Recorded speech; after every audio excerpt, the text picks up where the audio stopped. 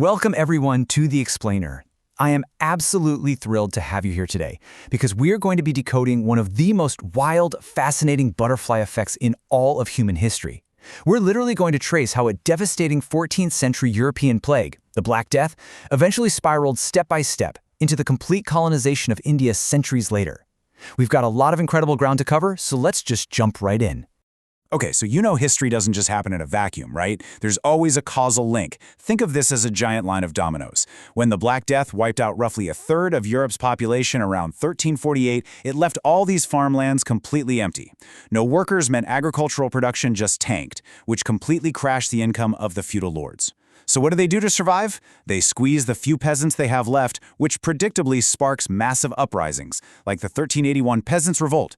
Fast forward a bit to 1453, and the Ottoman Turks capture Constantinople.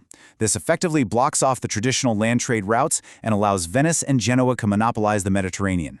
Suddenly, a crisis-stricken Europe is entirely cut off from the East. They were absolutely desperate to find new global supply chains just to survive. So, to untangle this massive web of history together, we'll be following a pretty straightforward analytical roadmap. Think of it as our treasure map to trace the path from that initial European feudal crisis all the way to the eventual European conquest on the other side of the world. All right, here's our game plan for today. 1. From plague to sea routes. 2. The Portuguese maritime mafia. 3. Dutch tech and Indonesian spices. 4. English EIC hostile takeover. And 5. Travelers as corporate whistleblowers. Okay, Section 1. From plague to sea routes. When you track the dates of this crisis, it becomes super clear that Vasco da Gama reaching Calicut, India in 1498 wasn't just some grand romantic adventure for the history books. It was a deeply necessary economic survival tactic. Europe's old economic models were failing, the Ottomans controlled the land, and the Italians controlled the Mediterranean. Finding a direct sea route to India was literally their only option left, to bypass those massive trade monopolies. Moving right along to Section 2, the Portuguese Maritime Mafia. Now, Portugal was a tiny nation, right? They didn't have the massive armies needed to conquer vast Indian empires on land, so they focused entirely on naval dominance. Their blue water policy relied on their superior cannons and ships to control the open ocean. And the way they monetized this was through something called the Cartaze system. Put simply in modern terms, this was a state-sponsored mafia shakedown. The Portuguese didn't actually produce the goods they were trading. Instead, they used their naval supremacy to force everyone, even the ships of the mighty Mughal emperor, to buy a license just to sail. If you didn't pay their protection money, they'd sink your ship, no questions asked. But here's the crucial part. The Portuguese strategy wasn't just about cannons and extortion.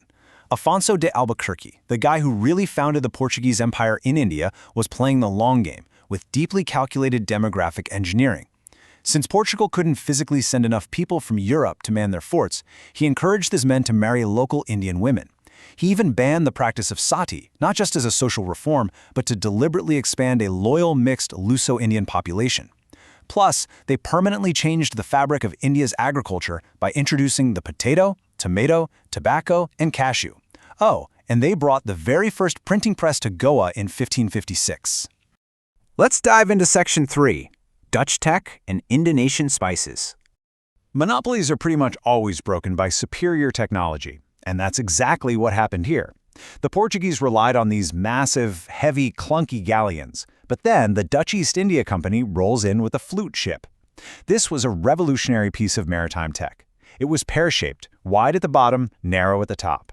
This genius design meant it could carry double the cargo while requiring only half the crew of a Portuguese ship. Talk about a competitive edge. This massive drop in shipping costs allowed the Dutch to totally undercut and outcompete the Portuguese. Now here is a fascinating twist, and it's a huge trap if you're taking an exam on this, so pay attention. The Dutch didn't actually care about conquering India.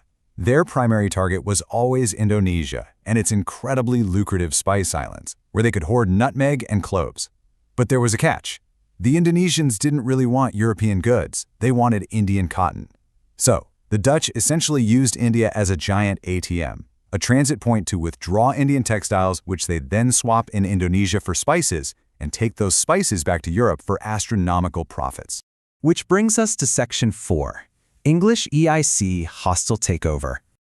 If we look at the timeline of when everyone showed up, we can see exactly where the English fit into this chaotic European scramble.